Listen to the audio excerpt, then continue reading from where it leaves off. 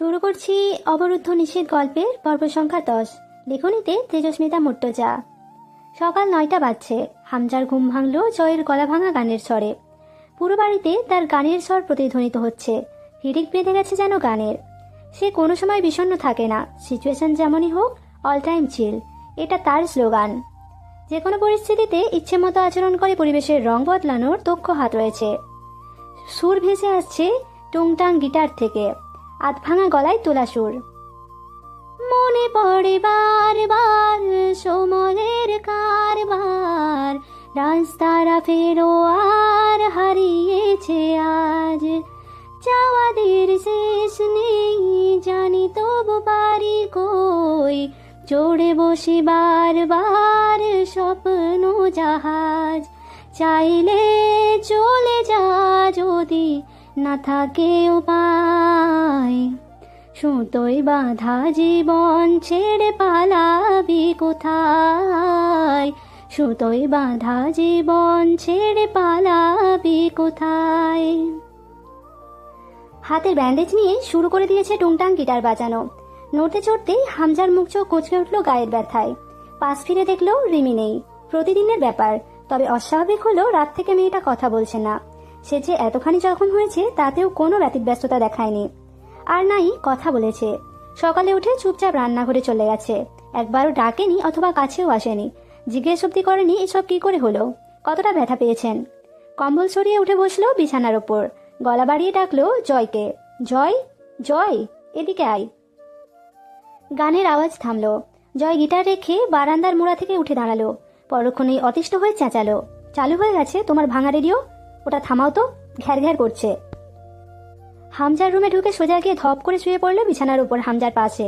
হামজা জিজ্ঞেস করলো আমার ডাক শুনতে ভাঙা রেডিওর মতো ঘ্যার ঘ্যারে লাগছে। জয় চোখ বুঝেছিল, ওভাবেই বলল এতও ভালো লাগে না শুনতে, ওই ধরো। কুশন তুলে মুখের উপর ছুঁড়ে মারলো হামজা। তার চেয়েও খারাপ, তাই তো? তাইলে কিসের মতো লাগে? সঙ্গে সঙ্গে লাফিয়ে উঠে বলল জয়, বললে আর চাকরি থাকবে না। তোর চাকরি এমনিতেও থাকবে না। আমি যদি তোর গানের গুণগান করি তুই তো মেয়ে লোকের মতো হাত পা আছড়ে কাঁদতে লেগে যাবি। সেই হিসেবে আর হারুন ফাটা মার্কা গলায় গান গাইবি না। বাড়ি থেকে পাছায় লাথি মেরে বের করবো তোকে। জয় ভাব নিয়ে 3/4 প্যান্টের পকেটে একটা হাত রেখে দাঁড়ালো। তোমার বাপের এই ঘুণ পোকা ধরা ভিংড়ি বাড়িতে আমি আছি, শুক্রিয়া আদায় করো। বিশাল কামাই করছিস থেকে, যা ভাগ। ও তুমি বুঝবা না ব্রো, মামির কাছে গিয়ে জিজ্ঞাসা করো, সে বুঝিয়ে দেবে তোমায়। আমি হলাম সোনার ডিম দেওয়া রাজহাঁস। অকপটে খোঁচা মারা কথাটা বলে দাঁড়িয়ে রইল জয়। হামজা হাই তুলে বলল, যা গিয়ে পড়তে বস, তার আগে ওখান থেকে আমার তোয়ালেটা দে। জয় চোখ ছোট করে তাকায়, কেন তুমি উঠতে পারতেছ না? পরনে কোনো জাঙ্গিয়া টাঙ্গিয়া নাই নাকি? এক লাফে বিছানা থেকে নামলো হামজা, দাঁত খিচল, এদিকে আয় হারামি, তোর জাঙ্গিয়া খুলে তোকে শহর ঘুরিয়ে আনবো আজ আমি। দৌড়ে ঘর ছাড়তে ছাড়তে জয় চেঁচায়, ছি ভাই, ছোট ভাইয়ের ইজ্জত মানে জাঙ্গিয়া নিয়ে টানাটানি করতে বাঁধলো না তোমার? আমি ভার্জিন একটা সহজ সরল নিরীহ ছেলে ভাই, সব রেখে সোজা জাঙ্গিয়াতে হামলা, নাউজুবিল্লাহ। এই মুখ আর সমাজে দেখানোর যোগ্য রাখলে না আমার। পা থামিয়ে হেসে ফেললো হামজা, হাতের কুশনটা সজোরে ছুঁড়ে মারল। ততক্ষণে জয় রুম ছেড়ে বেরিয়েই গেছে। গোসলে যাওয়ার জন্য তোয়ালে ঘাড়ে করে রেমিকে ডাকলো কয়েকবার। কোনো জবাব এলো না, বরং খানিক বাদে তরু এলো। কি হয়েছে বড় ভাইয়া, কিছু দরকার? গভীর চেহারায় মাথা দুলালো হামজা। তোর ভাবিকে দরকার। মুখ লুকিয়ে ফিক করে ঠোঁট চেপে হেসে ফেললো তরু। দ্রুত বেরিয়ে গেল রুম ছেড়ে। কিছুক্ষণ বাদে রিমি এলো, তার মুখটা ভার, এসে বিছানা গোটাতে শুরু করে। হামজা এগিয়ে গিয়ে পেছন থেকে ঝাপটে ধরলো রিমিকে, কাঁধের ওপর থুতনি ঘষে বলল, কি হয়েছে ম্যাডামের? কথা না বলার ব্রত রেখেছেন নাকি? রিমি ছাড়ানোর চেষ্টা করলো হামজাকে। হামজা আরো শক্ত করে পেট চেপে ধরলো। তার লোমস বুকটা ঠেকলো রিমির পিঠে। দমলো না রিমিও, খুব মুচড়ামুচড়ি করছে। হামজা এবার রিমির হাত দুটো মুঠো করে চেপে ধরে নিজের দিকে ঘোরালো। হামজার বিশাল দেহি শরীরের তুলনায় নেহাত ছোটখাটো অভিমানিনী মেয়েটা। হামজা কপট চিবিয়ে জিজ্ঞেস করলো, কি হয়েছে, এমন করছো কেন? আমার দিকে তাকাও রিমি। তীক্ষ্ণ চোখে তাকায় রিমি, জবাবদিহি চাওয়ার মতো শক্ত মুখে বলে, মাঝার ভাইকে আপনি মেরেছেন তাই না, কিন্তু কেন? হামজা নরম হলো। ব্যান্ডেজ করা হাতটা শিথিল করে রিমির থুতনিতে বুলাতে বুলাতে বলল, তোমাকে বলেছি না আমার কাজ এবং পার্টির ব্যাপারে না ভাবতে? এসব বিষয় তোমার মাথায় রাখতে হবে না। এই নিয়ে রাগ করে আছো? ছ্যা, আমার দিকে তাকাও, এদিকে দেখো। থুতনি উঁচিয়ে ধরলো হামজা। এবার যেন ক্ষোভ ঝরে পড়লো রিমির গলা দিয়ে। তড়া করে মুখ সরিয়ে নিল। আপনার পার্টির ব্যাপার? এটা আপনার পার্টির ব্যাপার বলে মনে হয়? মাঝার আমার চাচাতো ভাই, চোর গলায় বলল। হুট করে হামজা শক্ত হলো যেন, ঘাড়কাত করলো। আর আপনি কি অমানুষ স্বামী আমার, তাই তো? মাঝারকে ওভাবে জানোয়ারের মতো কেন মেরেছেন? আমার ক্ষতগুলো নজরে আসছে না তোমার? আপনার ক্ষত? সেটা মাঝারকে মারতে না গেলে তো হতো না। ওকে ঢাকায় নিয়ে যাওয়া হয়েছে, কতটা মারলে তা করতে হয়। কি মার মেরেছেন ওকে? মেরে ফেলতে চেয়েছিলেন? ও আপনাকে আগেই মেরেছে, নাকি আপনার জানোয়ার মার্কা হাত থেকে নিজেকে রক্ষা করতে আপনাকে আঘাত করেছে? হামজা শাসিয়ে উঠল, চোখ লাল হয়ে উঠেছে তার। ওভাবেই চিবিয়ে বলল, মাঝার জয়কে মেরেছে। তুমি বেশি কথা বলছো রিমি। একদম ঠিক বলেছেন নেতাবাবু, আজ একটু কম কথা বলার ইচ্ছে নেই আমার। জয়কে মেরেছে বলে আপনি ওকে মেরে ফেলার মতো করে মারবেন, তাই তো? কথা শেষ না হতেই বলে উঠল হামজা, জীবিত কবর খুঁড়ে মাটি দিয়ে দেবো, বুঝেছো তুমি? কেউ জয়ের গায়ে হাত লাগালে তার হাতটা গুঁড়ো করে ফেলবো আমি, চিবিয়ে বলল হামজা। বাহ বাহ নেতাবাবু, জয়ের সামনে সবাই পর, আর আপনি আপনার শীতল স্বভাবের বিপরীতে এক পশুর সমান। কেউ আপনার কেউ না, তাই না? আমাকেও চিনতে পারছেন না? জয় এতটাই আপন আপনার? তুমি তোমার নিজের কথা বলো নি রিমি, মাঝারের হয়ে উকালতি করছো, দরদ দেখাচ্ছ কেন? সে তোমার চাচাতো ভাই বলে? ওয়েল, তাহলে জয় আমার জান। এবার বোঝো, ওর শরীর থেকে রক্ত ঝরলে আমার কোথায় ব্যথা লাগে। তোমার চাচাতো ভাইকে বলে দিও দরকার পড়লে আমাকে যেন কুপিয়ে 4 ভাগ করে ফেলে, আমার উপর রাগ থাকলে। কিন্তু জয়ের গায়ে আঁচ লাগলে জীবন্ত পুড়িয়ে ফেলবো আমি। রিমি অবাক হওয়ার সাথে সাথে একটু কেঁদেও ফেললো, গলা ও থুতনি ভেঙে এলো তার। তার মানে আপনার কাছে নিজের অথবা আমার কোনো মূল্য নেই? এগিয়ে এসে হামজার ব্যান্ডেজ করা কবজিতে হাত রাখলো আলতো করে। আপনার কিছু হলেও সমস্যা নেই, আমি তারপর ভেসে বেড়াবো আপনাকে ছাড়া, তাতেও সমস্যা নেই আপনার। শুধু জয়ের কিছু হলে ব্যথা লাগে আপনার বুকে, তাই না? অবুজের মতো কথা বলো না। হামজা নরম হয়ে উঠলো যেন রিমির কান্না ভেজা মুখের দিকে চেয়ে। অবুজের মতো তো এতদিন ছিলাম, আজ প্রথমবার বুঝলাম আমার জায়গাটা কোথায় আপনার জীবনে। আমি শুধু একটা অপশন অথবা উদ্বাস্ত হয়েই রয়ে গেছি আপনার জীবনে। সামান্য একটা জয়ের জায়গা নিতে পারিনি আপনার ভেতরে। হামজা ছটফটিয়ে উঠল, আমায় রাগিও না রিমি। এই চিনেছ এতদিনে আমায়? একটা মানুষের ভেতরে সবার জন্য আলাদা আলাদা স্থান থাকে, জয়ের জন্যও তেমন আলাদা একটা বিশেষ স্থান আছে আমার ভেতরে। তার মানে এই নয় যে আমি তোমাকে ভালোবাসি না, ভালোবেসেই তো বিয়ে করে এনেছিলাম। ভুলে বসেছো নাকি সব? এক চাচাতো ভাইয়ের খাতিরে তুমি আমার অবস্থান ভুলে যাচ্ছ মনে হয়। আপনিও তো জয়ের সামনে আমার অবস্থান ভুলে বসেছেন। শুরুটা কাল রাত থেকে তুমি করেছো রিমি। আমি যখন জখম হয়ে রুমে এলাম, তোমাকে ডেকেও বারান্দা থেকে রুমে আনতে পারিনি। শরীরের ব্যথা নিয়ে ওভাবেই কাতরাতে কাতরাতে শুয়ে পড়েছি। তারপর টের পেয়েছিলে জয় উঠে এসে কম্বল টেনে দিয়ে ব্যথার ওষুধ খাইয়ে একচোট ঝগড়া করে গিয়েছে রুম থেকে। জয় আমার জীবনে বিশেষ কিছু, একটা অনস্বীকার্য সত্য। বিশেষ নয়, গোটাটাই ওর আপনি। না বুঝে কথা বলো না। জয় পুরো দুনিয়ার জন্য জঘন্য এক ব্যক্তিত্ব হয়ে উঠলেও সেদিনও আমার কাছে এবং চিরদিনও ও আমার কাছে আদরের। লোকের সাপেক্ষে না, আমার সাপেক্ষে বিচার করলে ওকে ভালোবাসা আমার জন্য জায়েজ। কোনোদিন ওর শার্টটা খুলে পিঠের দিকে নজর দিও, দেখতে পাবে এখনো দগদগে একটা ঘায়ের দাগ বয়ে নিয়ে বেড়াচ্ছে পিঠে। যখন তুমি এসেছিলে না আমার জীবনে তোমার ভালোবাসা নিয়ে, যখন আমি নেতা হয়ে উঠিনি, ভিসি নির্বাচনের আগের রাতে, সেকালেও জয় নিজের শরীরের গুলি খেতে আমার সামনে এসে পিঠ পেতে দিয়েছিল যখন আমি ছাত্র নেতা হয়ে উঠিনি। ওর সেই পিঠ পেতে খাওয়া গুলি আজ আমায় বাঁচিয়ে না রাখলে তোমার ভালোবাসা অব্দি পৌঁছাতে পারতাম না আমি। তার আগেই আমার কিচ্ছা ফুরিয়ে যেত। আমার বুকের গুলি পিঠে খাওয়া ওই নষ্ট ছেলেকে এই হামজা পাটওয়ারি খুব ভালোবাসে। ও আমার ফুফতো ভাই না, ও আমার জান। পরবর্তীতে তুমি ওর সাপেক্ষে কোনোদিন কথা বলতে এসো না। আমি চাই না এ নিয়ে কোনো ভাগাভাগি হোক। আর আমার জীবনে জয়ের তুলনা শুধু জয়ই, ও আসলে আমার বিজয় জয়। তিনি কেন জানি ফুপিয়ে উঠল। জেদি অভিমানী মেয়ে এসবের কিছু বুঝলো নাকি নিজের ভাবনাতে অটল রইল কে জানে। হামজা দুটো শ্বাস নিয়ে রিমির একদম কাছে গিয়ে দাঁড়ালো। রাজনীতিবিদের বউ হতে গেলে বহু পারিপার্শ্বিক বুঝ আর ধৈর্য থাকতে হয়। আমি ভাবতাম তোমার তা আছে, আজ তা ভুল লাগছে। মাঝার তোমার চাচাতো ভাই হওয়ার আগে আমার প্রতিপক্ষ। তার সঙ্গে ঝামেলা হলে তুমি তোমার স্বামী অথবা ভাই কার পক্ষে থাকবে সেটা তোমার বিষয়, কিন্তু আমি আমার গতিবিধি থেকে পিছুপা হতে পারি না। রাজনীতিতে চলতে গেলে বহু সম্পর্ক জবাই করে সামনে এগোতে হয়, একটা এক পা করে। তাই করে গিয়েছি আমি। তাহলে জয়কে জবাই করেননি কেন আজও? ওর সাথে সম্পর্ককে কবে জবাই করবেন? কপাল জড়িয়ে ফেললো হামজা। খানিক পরে ধাতস্থ হয়ে জবাব দিল, ও কখনো আমার পথে বাধা হয়ে আসেনি। আর যদি আসে? কিছুক্ষণ রিমির জেদি মুখের দিকে চেয়ে কেমন যেন হেসে ফেললো হামজা। তুমি দেখছি জয়কে নিজের সতীনের মতো হিংসা করো, একরোখা কণ্ঠে বলল রিমি। তার চেয়েও খারাপ ভাবে। আমার ওকে সহ্য হচ্ছে না, একটুও না। কেন? ওর কাছে গিয়ে আপনি ভাগ হয়ে গিয়েছেন আমার থেকে। আজ আমার সাথে চোখ রাঙিয়ে আমাকে শাসিয়ে কথা বলতেও দ্বিধা করেননি। আর কিছু বললে গায়ে হাতও তুলতেন। হামজা এবার একটু সপ্রতিভ হলো। কাছে গিয়ে দাঁড়িয়ে নরম সুরে নিজেকে উপস্থাপন করার সুরে বলল, এতটা নিচু আর কাপুরুষ আমি কখনোই হতে পারবো না যে কোনো নারী, বিশেষ করে তোমার গায়ে আমার হাত উঠবে। আর সবটাই ভুল ধারণা তোমার।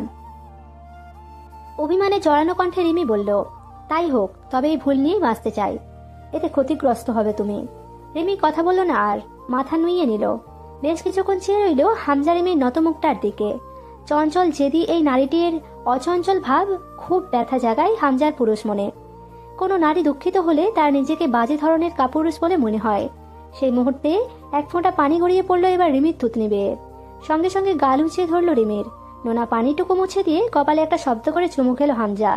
নিজেকে গুটিয়ে মুখটা রিমির মুখের সামনে রেখে নিচু স্বরে বলল, রাত থেকে তোমার সেবা পাইনি, খুব পিপাসার্ত আমি, সাথে অসুস্থ তো বটেই। শরীরের ব্যথা আরো বেড়েছে তোমার সেবা না পেয়ে, এবার একটু আরাম দাও আমায়। এরপর একটা শ্বাস ফেলে ক্লান্ত স্বরে বলল, আই ব্যাডলি নিড ইউ বউ। আসলেই একটা মানুষের ভেতরে আলাদা আলাদা মানুষের জন্য আলাদা স্থান থাকে। কারো জায়গায় প্রতিস্থাপিত হয়ে কেউ সেই জায়গাটা পূরণ করার সক্ষমতা রাখে না। যে শান্তি ও সুখটুকু তোমার কাছে আছে তা জয় দিতে পারবে না আমাকে। জয়ের হাতের ছোঁয়ায় তা পাবো না আমি। তার জন্য তোমাকে প্রয়োজন, শুধুই তোমাকে। হামজা আজ আর বের হলো না। জয়কে কঠোর নিষেধাজ্ঞা দিয়েছে, তারও বের হওয়া যাবে না। অথচ সকাল 10টা অব্দি ঘরে বসে থেকে দম আটকে গেল জয়ের। তরু এসে দুবার দেখে গেছে, ওষুধ দিয়ে গেছে সকালে। এরপর থেকে ছাদে বসে আছে। ছাদে দুটো বিভাজন, ছোট্ট এক টুকরো জায়গা তরু জয়ের কাছে চেয়ে নিয়েছে নিজের শখের গাছের টবগুলো রাখার জন্য। বাকি প্রকাণ্ড ছাদটা জয়ের চিড়ে খোঁটা ছোট আম গাছ, আর বাকিটা কবুতরের খাঁচা। পুরো ছাদটায় কবুতরের বসতি হয়ে উঠেছে ধীরে ধীরে। কবুতরগুলোকে দানা দিয়ে তাদের পাশেই চিড়ে খোঁটার একটা কিনারায় বসেছে বই মেলে। তরু এসেছিল কয়েকবার দেখতে। শরীর ভাঙা অথচ জেদ করে যেন বসে আছে রোদে গায়ে লিয়ে। পরে গোসলের পানি ভরে জিজ্ঞেস করতে এসেছিল জয় গোসল করবে কিনা। জয়ের নাক লাল, কণ্ঠস্বর বসে গেছে, বারবার নাক টানছে। তরুর কাছে মাথা ব্যথার ওষুধ চেয়ে নিল বেলা 11টার দিকে। জ্বর আসেনি এখনো, তবে ঠান্ডা লেগে গেছে ভালো রকমের। ছাদে পা মেলে বসে কোলের ওপর বই রেখে তাতে চোখ বুলাচ্ছে, আবার কখনো পাশ থেকে গিটারটা তুলে নিচ্ছে, তো কখনো ঠান্ডা হয়ে পড়ে থাকা চায়ের কাপে চুমুক দিচ্ছে। বেশ কিছুক্ষণ দরজা চৌকাঠ ধরে দাঁড়িয়ে দেখলো অগোছালো এই জয়কে তরু। কাছে গিয়ে উবু হয়ে বসে একবার জিজ্ঞেস করলো, শরীর খারাপ লাগছে? জয় বিরক্ত হয়ে বলল, না লাগার কথা? 19 শতকের মেয়ে লোকের মতো ঘরবন্দি জীবন কাটাচ্ছি, তো শরীর আর মন আবার লুঙ্গি ডান্স দেবে নাকি এই অবস্থায়? যা তো তুই, কানের কাছে ঘ্যান ঘ্যান করিস না। মেজাজ এমনিতেই চটে যাচ্ছে যে কোনো কিছুতেই, যা। দুপুর 1:30টার দিকে এই শরীর নিয়ে বেরিয়ে পড়লো বাড়ি থেকে। সম্ভব নয় এভাবে ঘরে পড়ে থাকা। হামজা তখন ব্যথার ওষুধ খেয়ে ঘুমাচ্ছে নিজের রুমে। বেশ ভালো রোদ বেরিয়েছে 2 দিন বাদে। আগের 2 দিন সূর্যের তেজ কম ছিল। ক্লাস শেষে বিল্ডিং থেকে বের হয়ে শহীদ মিনারের সম্মুখে এসে দাঁড়ালো অন্তু। সেকেন্ড ইয়ারের ফাইনাল পরীক্ষার আর দিন কয়েক বাকি আছে। একটা ছেলের কাছে স্যার কিছু নোট দিয়েছে, তার কাছ থেকে নিতে বলা হয়েছে। অন্তু তার অপেক্ষায় দাঁড়িয়ে রইল ওইখানেই। সেই সময় কেউ যেন ডেকে উঠল পেছন থেকে। কণ্ঠস্বরটা মস্তিষ্কের স্মৃতিতে পৌঁছানো মাত্র চোয়াল শক্ত হলো অন্তুর। জয় আবারও ডেকে উঠল, অন্তু। পেছন ফিরে তাকালো অন্তু। প্যান্ট শার্টের ওপর সাদা রঙা বিশাল একটা শাল জড়িয়ে জয়ের শরীরে। উদ্ভট ব্যাপার, ভালো রকমের রোদ বেরিয়েছে, তাতে এই চাদরের কোনো প্রয়োজন নেই। চোখ মুখ বিমূঢ় দেখাচ্ছে, কণ্ঠস্বর বসে গেছে। ঘৃণায় চোখ নত করলে অন্তু। জয় সামনে এসে দাঁড়ালো। তোমার নামটা কে রেখেছিল বলো তো? আপনার কাছে প্রয়োজনীয় কোনো টপিক থাকে না, তাই না? অবশ্য যুক্তিযুক্ত বিষয় আপনার সাথে যাইও না। নাকে হাত চেপে আঙুল ঘষাঘষি করে নাক টানলো জয়। এরপর হাসি মুখে সুন্দর করে বলল, থাবড়ে তোমার মুখের নকশাটা বদলে দিই? তার আগেই প্রশ্নের উত্তর দাও। অন্তু বিরক্তি গেলে চোখ বুজে বলল, আব্বু রেখেছে, এখন আমি যাই। জয় যেন শুনতে পেল না শেষের কথাটা, প্রথমটা প্রসঙ্গে বলল, তোমার বাপ এই ভেটকি মার্কা নাম ছাড়া মূল্য ঘুরে আর কোনো নাম খুঁজে পায় নাই? অন্তু, আরমিন, কি সব বেওড়া নামের বাহার। অন্তু নাক মুচকে তাকালো। কি সব ভাষা, আদৌ কোনো অর্থ আছে? অন্তুর জয়ের সামনে দাঁড়ালে নিজেকে খুব অসহায় লাগে। একটা ঘৃণ্য অসহ্য মানুষের সামনে না চাইতে মুহূর্তের পর মুহূর্ত দাঁড়িয়ে থাকতে হয়, কথা বলতে হয়। এর চেয়ে বড় সহায়হীনতা আর কি হতে পারে? অন্তু বেশ স্বাভাবিক স্বরে জবাব দেবার চেষ্টা করলো, তখন গিয়ে শুধরে দিয়ে আসতেন, তা তো আর দেননি। এখন এই পুরনো পুঁথি গাওয়ার মানে হয় না। কোনো প্রয়োজন আছে তোমার আমার সঙ্গে? চমৎকার ভঙ্গিতে মাথা নাড়ল। আছে তো সুইট হার্ট, তোমার সাথে বহুত প্রয়োজন আছে আমার। তবে আপাতত কথা আছে তোমার সঙ্গে। আমার সঙ্গে কি কথা আছে আপনার? নাক শিউরে উঠল অন্তুর। জয় পেছনের তলের উদ্দেশ্যে মুখ বেঁকিয়ে অসহায়ত্বের ভান করে বলল, উফ, কেউ বোঝায় একে আমার সাথে তেজ না দেখাতে, আমি ডিস্টার্ব হই খুব। অন্তু তাড়া দিল, জলদি বলুন, আমার কাজ আছে। নাক টানলো আবারও জয়, গলার স্বরটা বসে গেছে, শুনতে আতিফ আসলামের কণ্ঠের মতো লাগছে। ও হু রে, এত হুটোপাটা করলে তোমাকে দেখতে আরো বেশি গরম লাগছে সুইটহার্ট। অন্তুর খুব কানে লাগলো কথাটা, কপাল জড়িয়ে ফেললো। সুইটহার্ট? জয় ছাঁকালো কাঁধ। ইয়াপ সুইটহার্ট, আমার সাপেক্ষে তুমি একটা সুইটহার্ট। আমি তো ভালো না, অথচ তোমার কাছে একটা সুন্দর মিষ্টি হৃদয় আছে, সুতরাং তুমি সুইটহার্ট বা মিষ্টি হৃদয়। জয় যে এসব ওকে জ্বালাতে বলছে, রসিকতা করে বলছে, তা বুঝেও অন্তু তাচ্ছিল্য হাসলো। সেই সূত্র অনুসারে আমি তো সকলেরই সুইটহার্ট। জয় হুট করে দাঁতে দাঁত পিছল, জানে মেরে ফেলবো, খালাস হয়ে যাবে একদম দুনিয়া থেকে। আমি বাদে তোমাকে এই নামে আর যদি কেউ ডাকে, আমি দেখেছি এই নামে, সুতরাং শুধুই আমি ডাকবো। নিজস্বতা দেখানোর এই ভঙ্গিমাটাও কেবলমাত্র জয় রসিকতারই অংশ বুঝে চুপ রইল অন্তু। জয় আবারও বলল, চলো কোথাও বসি। অন্তু হাসলো। আপনার মাথা নষ্ট, রাইট? ঘাড় নেড়ে সম্মতি জানায় জয়। তা একটু আধটু অবশ্যই, তাই বলে তুমি খোঁটা দিতে পারো না আমায়, ঢং করে নাটকীয়তার সাথে বলল জয়। অন্তু সুন্দর করে হাসলো। নাটক শেষ হয়েছে আপনার? শো শেষ হলে এবার আমি যাই। জয় মারির তাতে জিভা ঢেকিয়ে হাসলো। নাটক ভালো লেগেছে তোমার? ভালো লাগলে আরেকটু করি। খুব বাজে ছিল। জয় ঘাড় চুলকালো। শুনেছিলাম প্রেমে পড়লে মানুষের মেধা হারিয়ে যায়।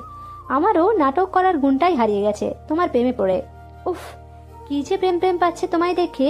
এত প্রেম কেন তোমার মধ্যে? প্রেমের গোডাউন যেন। জয়ের নাটক দেখে অন্তুর ঘৃণার উদ্বেগ হওয়ার সাথে সাথে হাসিও পেল। একটা মানুষ কতটা খারাপ মানসিকতার হলে কাউকে জ্বালাতন করতে পারে এমন বাজে পন্থা অবলম্বন করে। শহীদ মিনারের সিঁড়ির ওপর বসে পড়ল জয়। বসার সময় চাদর উঠে গেল খানিকটা হাতের ওপর থেকে। তাতে অন্তু নজরে এলো জয়ের ব্যান্ডেজ করা হাতটা। হুট করে কৌতূহল জাগলেও পর মুহূর্তে টের পেল তার কেন জানি খুব শান্তি লাগছে ভেতরে জয়ের ক্ষত দেখে। পৈশাচিক এক আনন্দ হচ্ছে।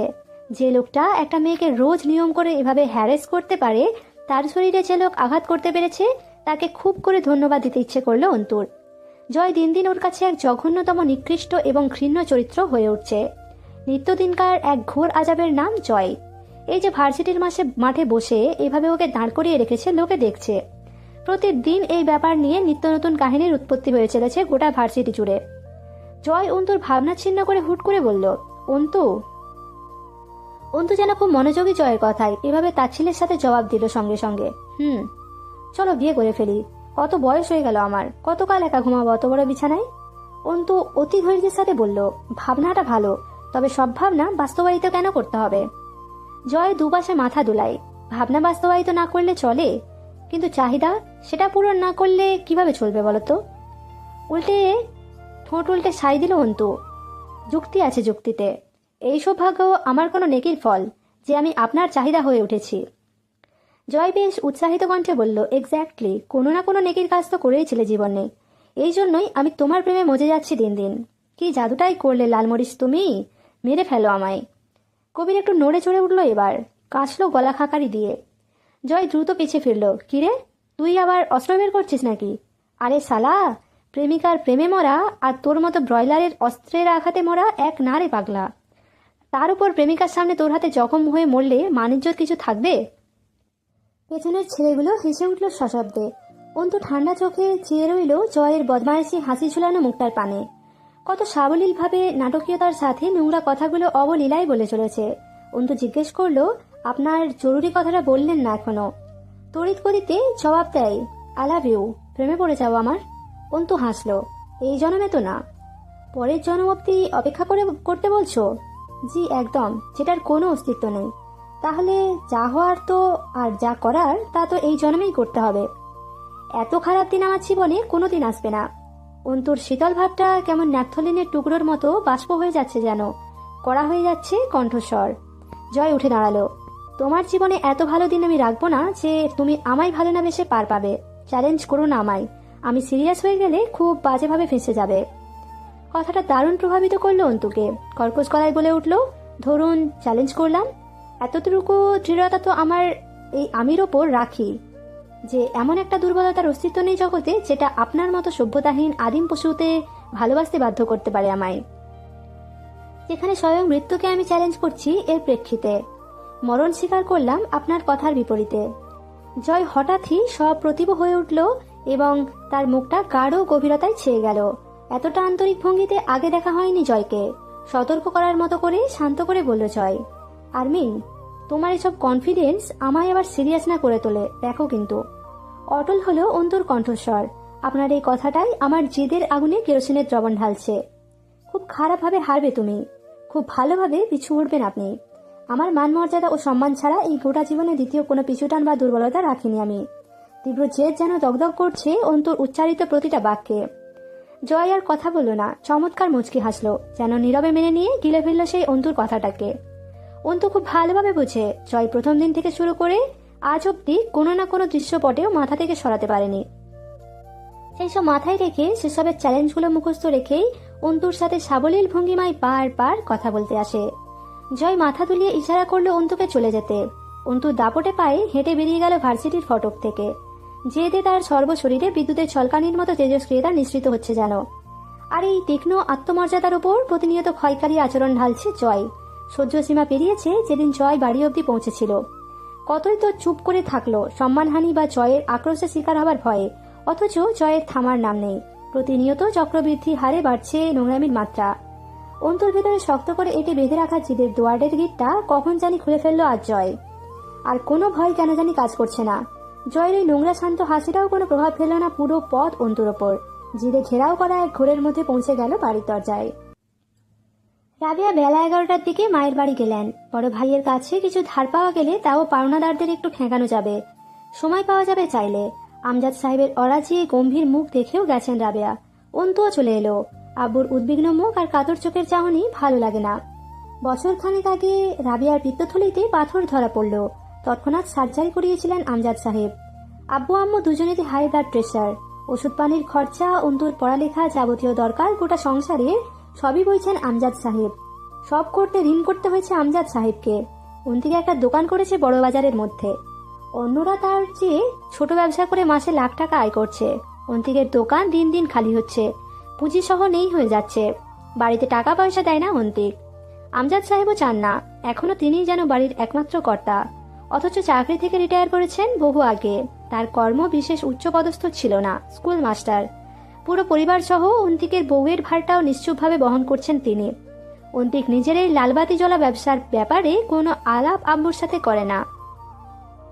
অন্তিক অকালে বউ আনার পর স্বপ্ন ভাঙা আমজাদ সাহেব মার্জিয়ার সামনে দাঁড় করিয়ে দুটো থাপ্পড় মেরে বলেছিলেন, খেতে দিবি কোত্থেকে, সেই তো আমার ঘাড়েই চড়ে বসবি, অন্য কোনো উপায় আছে?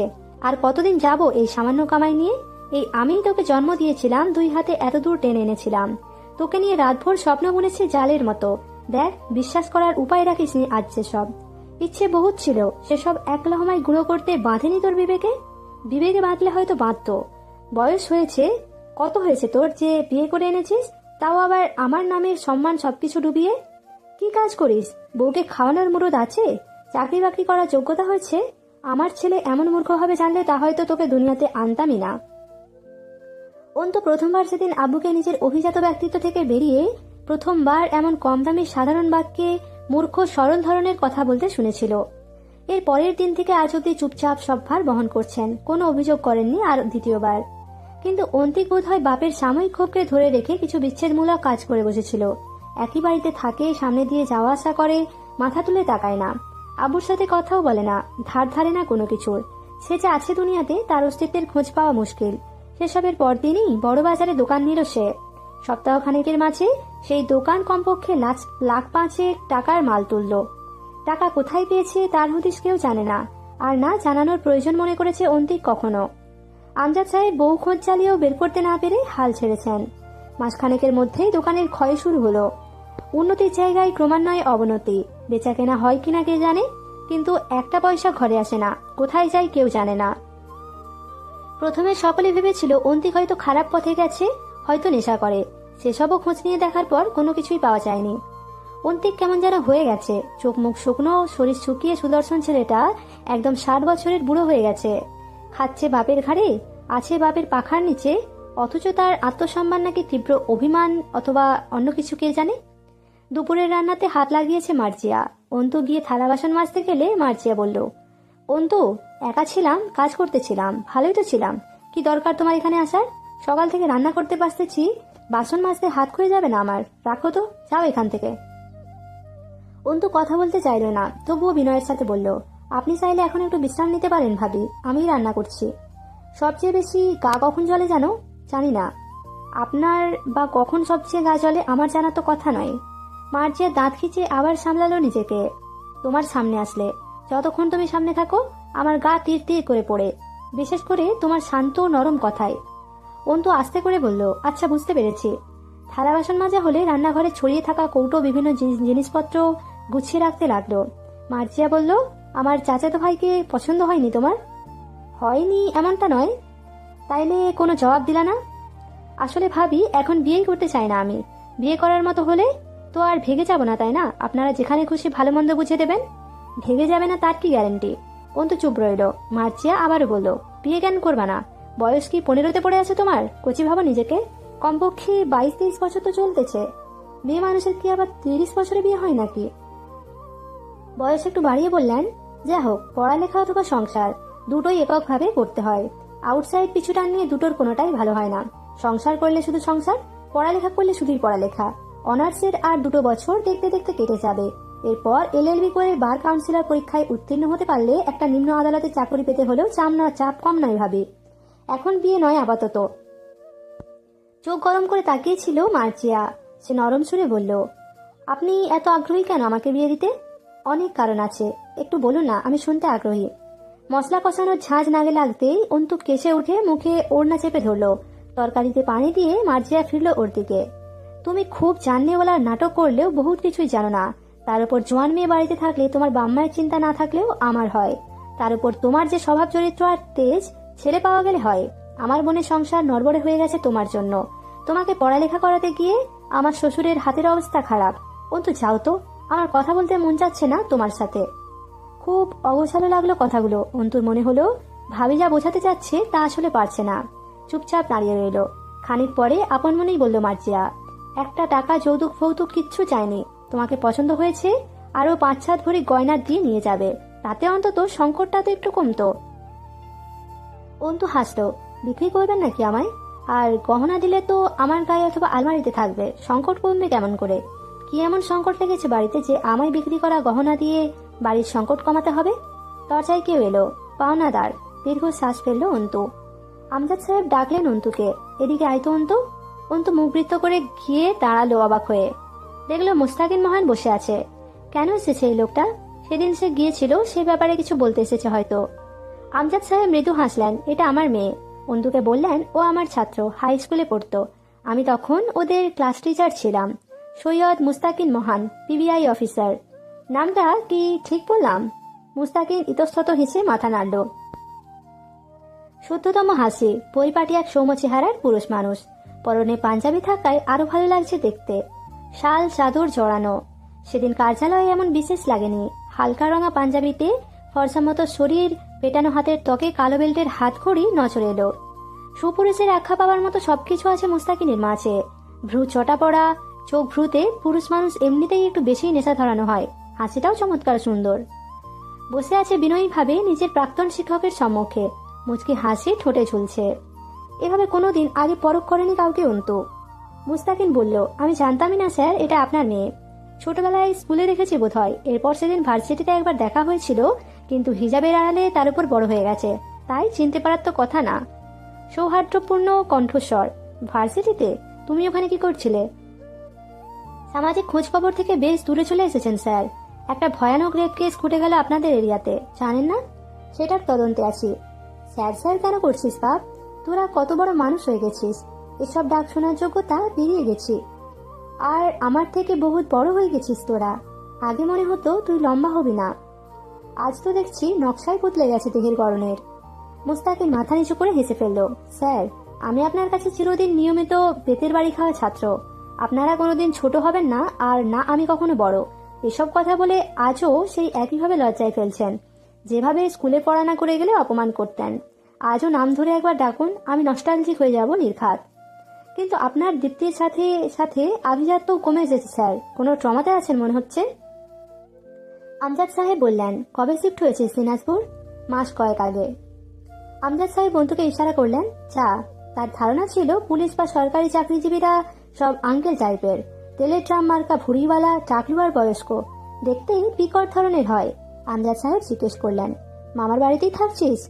না না, ফ্ল্যাট ভাড়া করেছি। বৌমাকে আনলি না? ছেলে মেয়ে কয়টা হয়েছে? কবে মোড়ে টোড়ে যাবো, দেখা করতে এলো না ওরা বুড়ো বাপের স্যারের সাথে?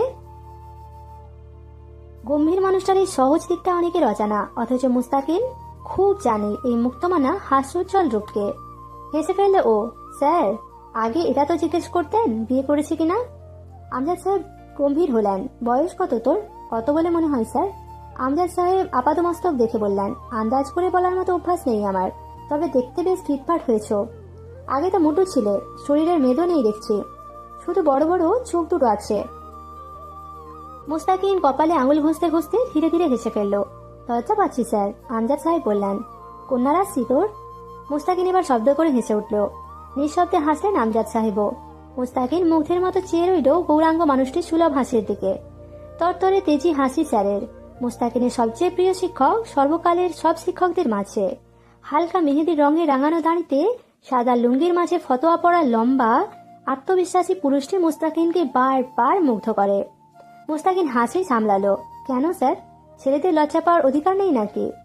অন্তু ট্রে ভর্তি নাস্তা আনলো। মুস্তাকিন বলে উঠল, স্যার এটা ঠিক হলো না। আমজাদ সাহেব গম্ভীর হলেন।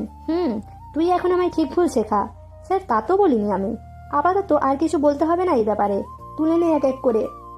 আম্মা পানি দিলে না? অন্তু পানি আনতে গেল। আমজাদ সাহেব বললেন, একসাথে দুপুরের খাবার খাওয়ার সময়টুকু হবে? ভারী শোনালো কথাটা। মোস্তাকিন ভ্রু শুল্কে হাসলো। এভাবে বললে সময়ের সাহস নেই না হওয়ার। কেকের একটা পিস উঠিয়ে নিয়ে হাতে রেখে বলল, অন্তিকের কি খবর? আমি ভেবেছিলাম না তুমি এই প্রশাসনে ঢুকবে। মুস্তাকিন বুঝলো স্যার কথা এড়াতে চাইছেন। সেও আর গেল না ওইদিকে। আমি নিজেও ভেবেছিলাম না, অথচ ছোট চাচার বদৌলতে হয়ে গেল। আমিও আর অমত করিনি। তা বিয়ে শাদী করবি না? স্যার একবার তুমি বলছে একবার তুই, বেশ উপভোগ্য লাগলো বিষয়টা। কেকের টুকরো চিবিয়ে জবাব দিল, ভাবিনি এখনো। ভাবার সময় আসছে না যাচ্ছে? সময় কোথায় সংসারকে দেবার মতো? সারা দিন দৌড়ের ওপর আছি। আম্মা তো জিনের মতো ঘাড়ে ভর করে আছে, 3 বেলা ফোন করে কাঞ্চি বচ্ছে। দুপুরে খাবার বেড়ে দিতে মার্জিয়া এলো না। অগত্যা অন্তুকে তদারকি করতে হলো। আব্বুই তুলে তুলে খাওয়াচ্ছিল, সে হাতে হাতে সাহায্য করলো। মাঝে মধ্যেই আব্বুর পুরনো ছাত্ররা আসে আব্বুর কাছে। এরকম সচরাচর দেখা যায় না। ছাত্ররা সচরাচর শিক্ষকদের ভুলে বসে, অথচ আমজাদ সাহেব শিক্ষকের চেয়েও বড় কিছু একটা তার ছাত্রদের কাছে। অন্তু গরুর মাংস তুলে দিল তার প্লেটে। সঙ্গে সঙ্গে মুস্তাকিন মুখ তুলল। গরুর মাংসের সমস্যা আছে আমার, খাই না। আমজাদ সাহেব বললেন, শুনে দিবি তো? আচ্ছা, আর একটা পরিষ্কার প্লেটে নতুন করে ভাত তুলে দে। মুস্তাকিন বাধা দিল, ব্যাপার না, তার প্রয়োজন হবে না, আপনি শুধু মাংস তুলে নিন। অন্তু একটু অপ্রস্তুত হলো। মাংস কি করে তুলবে? চামচ দিয়ে তুলতে গেল। মুস্তাকিন হাসলো, হাত দিয়ে তুলুন না, পাত থেকে চামচ দিয়ে কি আর মাংস তোলা যায়? প্লেট থেকে হাত দিয়ে মাংস তুলে নেওয়ার পর অন্তু শরীরের অস্বস্তি ঝেঁকে বসলো। খাওয়া শেষ করে হাত মোছার জন্য গামছা চাইল মুস্তাকিন। অন্তুর মনে হলো আগে যে 2 দিন মুস্তাকিনকে দেখেছে খুব পেশাগত শক্ত লেগেছিল, আজ একদম তা লাগছে না। সহজ, মিশুক ও ব্যক্তিসুলভ লাগছে। তোয়ালেতে হাত মুছে সেটা আবার অন্তুকে ফেরত দেওয়ার সময় অন্তুর দিকে তাকিয়েছিল মুস্তাকিন, বেশ বেলেহাজ দৃষ্টি। অন্তু মুখ দেখতে পাওয়া যাচ্ছে না, এই বিষয়টা যেন মুস্তাকিনের কৌতূহল ও অনুরাগ বাড়িয়ে তুলল অন্তুর দিকে মনোযোগী হতে। অন্তুর চেয়ে বেশ খানিকটা লম্বা মুস্তাকিন। প্রশাসনের লোকদের একটা নির্দিষ্ট লম্বা উচ্চতা থাকে। একটা ঢোক গিলল মুস্তাকিন। ওনার আড়াল করা মুখের ওপর দেখতে পাওয়া চোখ দুটোকে গিলে খেল বোধ হয়। বেশ অস্বস্তিতে পড়ল অন্তু। আমজাদ সাহেব হাত ধুতে রান্নাঘরে উঠে গিয়েছেন, ভীমবার লাগিয়ে হাত ধোয়ার উদ্দেশ্যে। অন্তুর কি হলো জানা নেই, কেমন আড়ষ্টতা ভর করলো। মাথা নত করে মৃদু হেসেও ফেলল। এই প্রথম বোধহয় সে আর 5টা মেয়ের মতো কারোর সামনে বেশ অপ্রস্তুত আর সংকুচিত হয়ে পড়েছে। মুস্তাকিন মাথা নিচু আওয়াজে বলল, এজন্য সমাজের কুকীর্তি নিয়ে বেশ ক্ষোভ আছে আপনার মাঝে। অন্তু কথা ঘোরালো, আমি আপনার চেয়ে অনেক ছোট বোধ হয়, আপনি বলছেন শুনতে ভালো লাগছে না। ঘাড় চুলকালো মুস্তাকিন, খুব বড় না, মানে অতটা অন্তত বড় না যে চোখে লাগবে। আমি যখন 8-এ পড়তাম আপনি 3 অথবা 4-এ ছিলেন বোধ হয়, মনে নেই। আমি মেয়েদের তুমি বলতে পারি না, নিজের খুব কাছে খুব লেম লাগে ব্যাপারটা। এরা মায়ের জাত, এদের সামনে কুঁকড়ে যায় আমার তেজ আর শক্তি। বলা চলে মেয়ে জাতিকে ভয় পাই আমি, মানে ধরুন কি থেকে কি হয়ে যাবে কোথাও অসম্মান বা তাদের মনোকষ্টের কারণ হবে আমার জন্য কোনো আচরণ বা কোনো কথাই, সেটা আমার পছন্দ না। অভ্যাসগত কারণে হলেও আপনি এ থেকে তুমিতে আসা খাটুনির কাজ হবে। মোস্তাকিনের বলার ধরনটা অবলীল ও সরল ছিল। অন্তুর ভালোই লাগলো শুনতে, হাসি পেল অল্প। আব্বু ছাত্রের মুখে আব্বুর আদর্শের কথা শোনাটা চমৎকার একটা অনুভূতি বলে মনে হলো অন্তুর। এই আদর্শই তো সে ছোটবেলা থেকে দেখেছে আব্বুর মাঝে। পাঞ্জাবির হাতা গুটাতে গুটাতে আমজাদ সাহেবের পেছনে গেল মুস্তাকিন।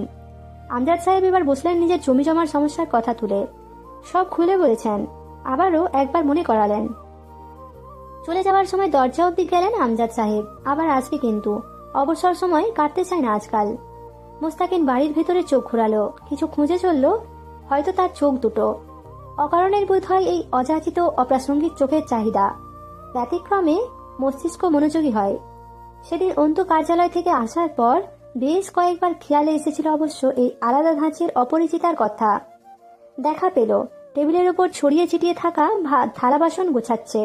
স্যারকে বিদায় বলে সামান্য গলা উঁচিয়ে অন্তুকে বলল, আসি উকিল ম্যাডাম, মন দিয়ে পড়ুন। আউটসাইডের চিন্তা না করলে বোধহয় আপনার জন্য ভালো।